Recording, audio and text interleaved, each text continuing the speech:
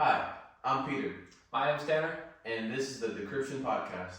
So going off of part 3, do you still think this attack was done by terrorists? So for today's video, we're going to assume that the President of the United States was in on the attack. Allegedly. So even if the President of the United States was in on this attack, an attack of this magnitude could not be pulled off by just a few individuals. So that leads us to a few more questions. How did he get so much nanothermite for unknown reasons?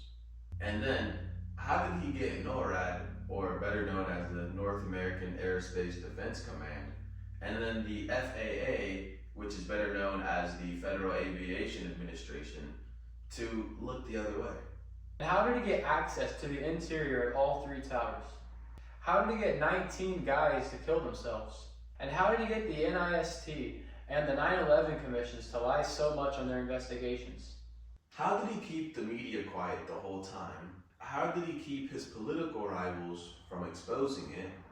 And again, how did the government fail to mention Building 7 even once in their reports? Also, how come regular people looking into it like us are able to find all this information which proves everything we've been told is false?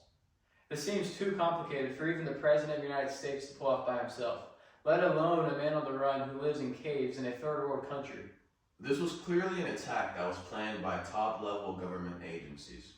The 28th President of the United States, Woodrow Wilson, wrote in his book, The New Freedom, that, quote, "Some of the biggest men in the United States in the field of commerce and manufacture are afraid of somebody, are afraid of something. They know that there is a power somewhere so organized, so subtle, so watchful, so interlocked, so complete, so pervasive, that they had better not speak above their breath when they speak in condemnation of it." Is this the same group that's responsible for 9/11? Now think of how a dog will bark and alert the family if a stranger shows up. Now think of how a dog will not bark when it knows the person. There was never any barking by the Secret Service, by the NIST, by FEMA, or by the 9/11 commissions. The Secret Service didn't even get the president out of school for 30 minutes after the second attack. That's what we mean by not taking the threat seriously. Like, how are we even acting like that's normal? Obviously, if this wasn't a planned attack, the first response would be an emergency response.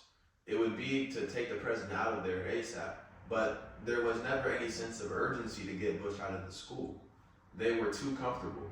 They had to have known that they would be safe. But then again, how? There were also multiple people and media outlets who knew Building 7 was going to come down before it actually came down. But I thought Building 7 came down on its own. Some people said the fire department was informing them to stay away from Building 7 because it was going to be brought down. But this is another inconsistency in the story. We were told Building 7 collapsed due to structural failure from the fires. Then when the 567-page official report came out, Building 7 wasn't even mentioned. But even then, they said, hey, you got to stay behind this line because they're thinking about taking this building down. They're not sure if it's stable or not. So they were holding a line off because they had knowledge that something was going to happen. That by noon or 1 o'clock, they told us we had to move from that triage site up to Pace University, a little further away, because Building 7 was going to come down or being brought down. Did they actually use the word brought down, and who was it that was telling you this? The fire department, and they did use the word we're going to have to bring it down. Keep your eye on that building. It'll be coming down soon. I didn't hear any creaking, or I didn't hear any indication that it was going to come down. And all of a sudden, the radios exploded, and everybody started screaming, "Get away, get away, get away from it!" And the whole time, you're hearing "thum, thum, thum, thum, thum." So, I think I know an explosion when I hear it. We are on the phone with New York Fire Department Lieutenant David Restuccio. Can you confirm it was number 7 that just went in? Yes, sir. And you guys knew this was coming all day? We had heard reports that the building was unstable and that it eventually would either come down on its own or it would be taken down. And we were in a building in which we were trapped for about 10-15 minutes. And we set up headquarters at 75 Barclay Street, which was right there with the police commissioner, the fire commissioner, the head of emergency management. And we were operating out of there when we were told that the World Trade Center was going to collapse. The World Trade Center was going to collapse. It was going to collapse. It was going to collapse. But it was the media's pre-knowledge of Building 7's fall that was much more telling. Several news outlets around the world reported the collapse of Building 7 long before it happened. I listened closely to these segments. Considering Building 7 wasn't hit by an airplane and no high-rise has ever collapsed because of fire, how was it that all these different news agencies reported it before it happened? How can anyone report there has been an improbable accident before the accident happens? Now, more on the latest building collapse in New York. You might have heard a few moments ago, I was talking about the Salomon Brothers building collapsing. And indeed it has. Apparently that's only a few hundred yards away from where the World Trade Center towers were. That one of the other buildings, Building 7 in the World Trade Center complex, is on fire and has either collapsed or is collapsing. That has structural damage as well. We saw a lot of glass broken out, and a corner of the building appeared to be in distress, and there's concern that there might actually be another collapse of that building. We are getting word from New York right now that another building has collapsed. Is that smoke coming from this third collapse? Okay, that is what we're understanding, which makes sense because it looks like the sun is going down, but I'm hoping that enough people have cleared out of downtown Manhattan so that perhaps it wasn't as full as it might be normally around 5:30 on a Tuesday. That information, of course, take a look at that right-hand side of the screen. It's going down right now. There it is. Yep. It went down. Brown building, the tall one, is number 7 World Trade Center. I've heard several reports from several different officers now that that is the building that is going to go down next.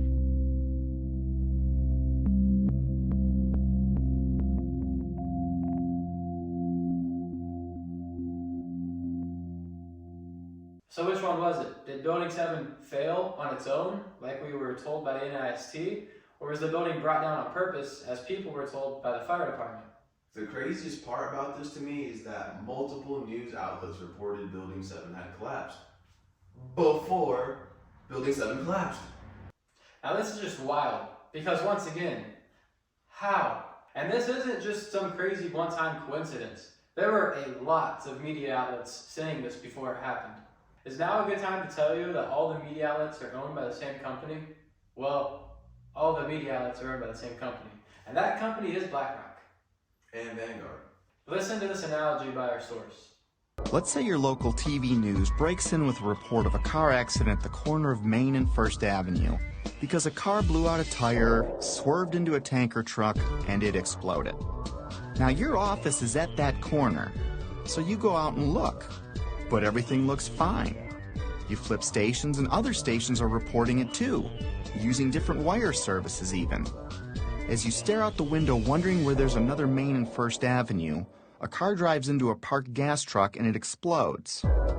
Have you witnessed a miracle or a staged event? So, here's an interesting quote for you. If you tell a lie big enough and keep repeating it, people will eventually come to believe it. Now, the source of this quote has seen with his own eyes that this is indeed true. How? Because this quote was from Joseph Goebbels, the Minister of Propaganda for Hitler's Nazi Germany. So just some food for thought on how that could be relevant to 9/11 and even America to this day. Remember how just a few minutes ago we said the mainstream news outlets are all owned by the same company? Let's take a look at how some of the top anchors were so quick to deflect the possibility the government may be involved in 9/11. Buying it. Okay, you don't have to buy anything. You're American. You want to be a nut, you can be a nut. Anybody who thinks that 9/11 was carried out by the government isn't a truther. They're idiots. I'm merely saying it is wrong, blasphemous, and sinful for you to suggest, imply, or help other people come to the conclusion that the U.S. government killed 3,000 of its own citizens, because it didn't. How big a lunatic do you have to be to watch 2 giant airliners packed with jet fuel slam into buildings on live TV, igniting a massive inferno that burned for 2 hours, and then think, well, if you believe that was the cause? these people are idiots. They're mentally ill. They should be treated with respect. It's an insult to people who are victims of 9/11 and their families. You know what? It wasn't an inside job. We can see the planes. The planes hit the building. It wasn't a controlled demolition, and the buildings came down. And it just is beyond bizarre. Yeah, and you are a nutcase, Building 7. 9/11 was an inside job. Oh, get a life.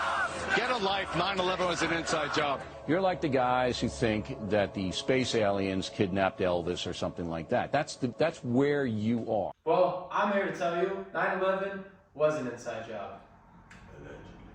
I'm here to tell you 9/11 was a controlled demolition. Allegedly. But on a more serious note, when I see these videos, I think back to Shyam Sundar from NIST, the National Institute of Science and Technology, saying that explosives weren't used before anyone was even questioning it. I think it looks like another tactic to try and get away with one of their most extreme, twisted, satanic lies told to this day. And I think just like when they invented the word conspiracy theorist with John F. Kennedy, they're just trying to make people like me and you who are asking legitimate questions and have real concerns, trying to make us look like we're the problem. It makes me pretty mad actually how our government and media treats us when we are doing more real investigation than they ever have.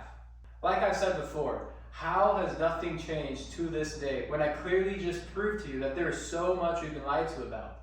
How are we not demanding answers? It's just completely insane to me.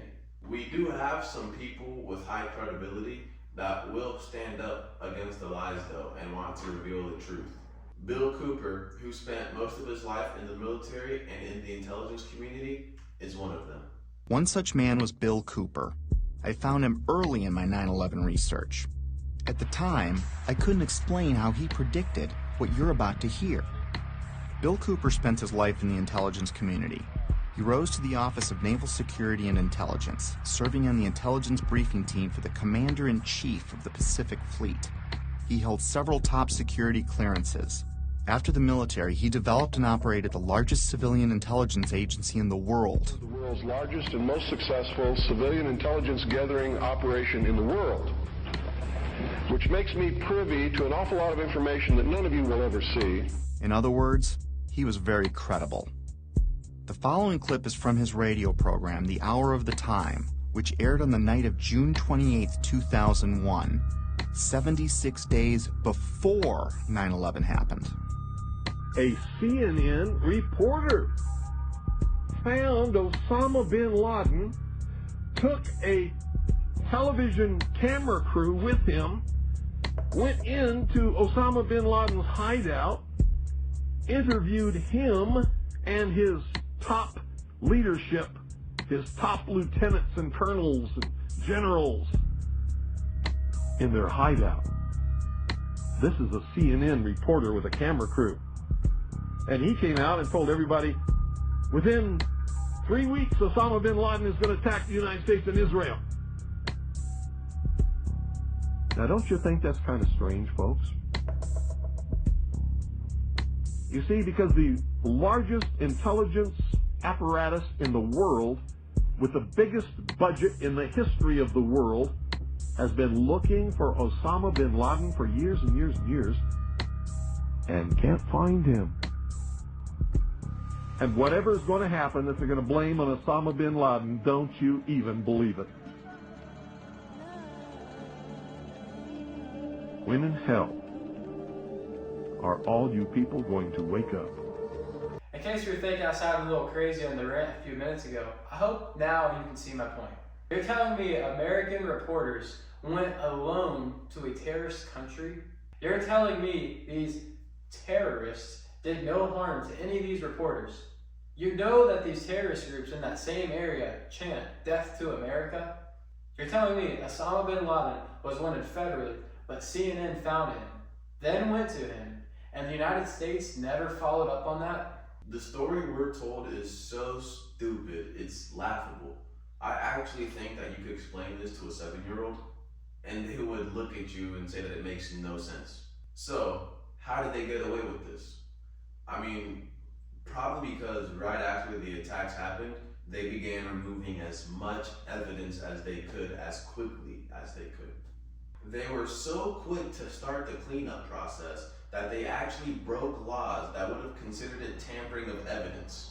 That's ironic, isn't it? Because what they did immediately after 9/11 was they started removing the steel, the debris from Tower 7 and all the towers immediately. 400 truckloads per day of material were taken away from the World Trade Center site and sent to China for recycling. There were laws violated in the destruction of that evidence. And who better to send the steel off to so it will never be seen again? Our good old buddy China. Did you also know that the cleanup crew that was cleaning up on the very first day had arrived in New York City, where the attacks were, on the night of September 10th? Literally the night before 9/11. This was because they had a training exercise there the next day. I was starting to believe that things like the immediate cleanup were probably no accident. And to discover what was really happening, I'd need to find the ones behind the cleanup and the coordinated media and NIST and FEMA, the Federal Emergency Management Agency, which in another huge coincidence arrived at New York for a training exercise on Monday, September 10th, the night before 9/11, which is convenient as they oversaw the cleanup of Ground Zero. To be honest with you, we arrived on late Monday night and went into action on Tuesday morning. And not until today did we get a full opportunity to work. So, just like everything else, ironically, the next day, what was supposed to be their training day turned into the real thing. So just like these would say, this is not a fire drill, nigga, this the real thing. I mean, technically, they did get their training exercise in. You see, this is how karmic retribution works. But even after moving so quick to clean up that they literally broke federal laws, like everything else with this story, there is never anybody or any organization held accountable, and no justice has been served. They were also able to get away with it by completely leaving stories like this out of the official reports. This is Norman Mineta. This is the Secretary of Transportation at the time.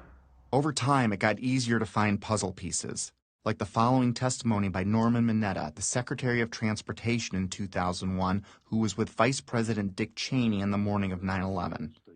And like so much other important information, this interview would also be left out of the 9/11 Commission report.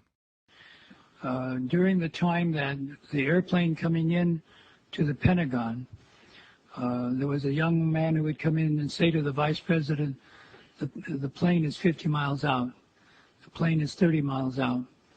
And when it got down to the plane is 10 miles out, the young man also said to the Vice President, do the orders still stand?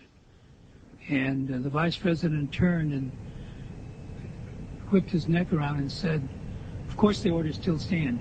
Have you heard anything to the contrary? Well, at the time I didn't know what all that meant. And the flight you're referring to is the flight that came into the Pentagon. This should really be the final nail in the coffin for you. If you weren't sold already, you did in fact hear him say that correct. So my question for this is very simple. How is the Secretary of Transportation for the United States saying this in his testimony, but then it gets left off of official reports? Like, come on now. Don't tell me I even have to explain myself on this one. I mean, you can now clearly see that they were covering up all of the evidence and information that showed they were lying. Only someone who is guilty is going to try to hide all the evidence from the story from being released. So keep in mind, the United States Secretary of Transportation is 14th in the presidential line of succession. This has become the new normal, and we have to be the ones to end this. We can't let this story end here. So many innocent people are now dead. So many innocent families have lost too much to comprehend.